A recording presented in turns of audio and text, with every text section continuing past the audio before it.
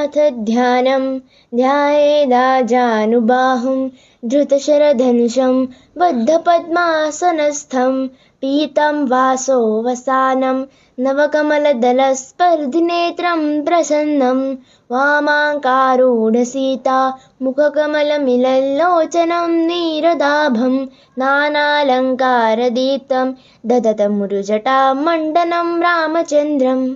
श्रीरामाचे ध्यान. गुडघ्यापर्यंत लांब हात असणाऱ्या, धनुष्य व बाण धारण केलेल्या, पद्मासन घालून बसलेल्या, पितांबर धारण करणाऱ्या, नवीनच उमललेल्या कमळाच्या पाकळ्यांची बरोबरी करणारे सुंदर डोळे असणाऱ्या, आनंदित झालेल्या, डाव्या मांडीवर बसलेल्या सीतेच्या मुखकमलाकडे दृष्टी लावलेल्या, मेघाप्रमाणे निळसर असणाऱ्या, अनेक अलंकारांनी तेजस्वी दिसणाऱ्या, मोठ्या जटांचे भूषण धारण करणाऱ्या श्रीरामचंद्राचे ध्यान करावे.